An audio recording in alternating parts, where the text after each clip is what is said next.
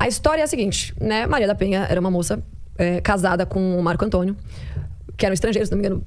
Ele é de algum país aqui da América Latina, então eles se casaram.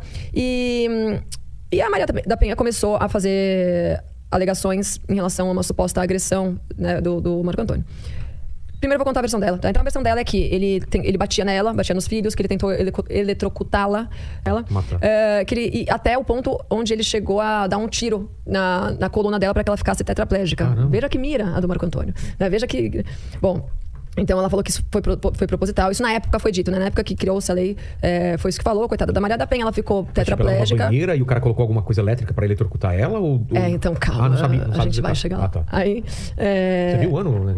Sim, foi 7 de agosto de 2006. 2006 a lei. Tá. E aí... Enfim, aí a Maria da Penha...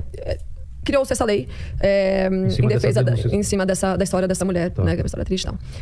O que ninguém nunca foi averiguar, né? O que aconteceu de verdade. E aí, hoje, a mídia começou... A mídia não, né? Ontem, na Jovem Pan, pela primeira vez, uma TV aberta deu espaço para que o Marco Antônio, que foi o acusado, pudesse falar.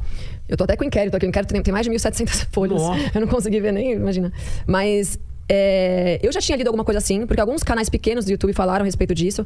E aí eu comecei atrás, há uns 3 meses, eu comecei a dar um pouco mais de atenção para isso. E aí, o Ricardo Ventura, que tá hoje lá na Jovem Pan também, faz o mesmo programa que eu, ele começou a falar bastante do assunto, né? Porque ele faz toda essa coisa da linguagem corporal, então ele começou a analisar a Maria da Penha e tal. E eu comecei a pesquisar, eu fui lá e comecei a pesquisar umas entrevistas da Maria da Penha. E aí primeiro eu comecei a ver uma série de incongruências entre as falas delas nessas entrevistas. Mas em uma dessas entrevistas, que foi pro Fábio Porchat, que foi que eu postei ontem, ela fala o seguinte: o Fábio Porchat perguntar como eram as agressões físicas, né? O que ele fazia pra você? Ela vira e fala assim: olha, na verdade física nenhuma, ele me agredia psicologicamente. E aí, até aí, beleza, porque... beleza não, né? A lei da Maria da Penha, ela engloba agressão psicológica também. As pessoas não sabem disso, mas é agressão física e psicológica. Então, a Maria da Penha, ela dá essa resposta pro Porchat. E o Porchat, né, naquele esquerdismo dele, né? Aquela tentativa de lacração, continua perguntando: não, mas que mais? Que mais? Ele reclamava de tudo que eu fazia. Nossa, ele era super grosso. E uma vez ele chegou até a bater na minha filha. Tipo, às vezes o cara deu um safadão na menina que tava fazendo uma birra, sei lá. Bom... Aí eu vi essa coisa do Porchat e falei: meu, que esquisito isso aí, né? Porque ela não fala em nenhum momento de... Bom... Aí o Ricardo Ventura foi atrás do Marco Antônio. Na verdade, foi o Ricardo Ventura junto com o Paiva, que é outro cara lá do Instagram, que é muito bom. E os dois foram atrás da história verídica. E aí, a versão do Marco Antônio, e que sim faz sentido quando você começa a ver algumas partes do inquérito, é que a Maria da Penha descobriu que o Marco Antônio tinha uma amante. E aí ela já era paraplégica aí, já tinha passado uns 6 ou 7 meses quando ela descobriu essa traição do Marco Antônio.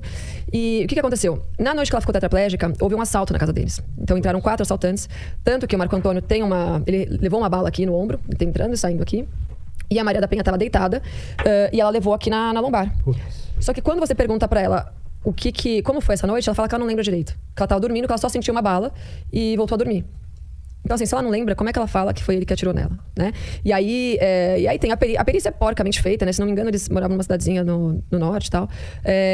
A perícia, na época, foi feita de forma muito porca, assim, tipo, mas os indícios são de que sim, entraram 4 caras lá, roubaram, assaltaram e tal. Rolou esses 2 tiros. Rolou um embate primeiro entre o Marco Antônio e os assaltantes, teve toda essa cena do crime e tal.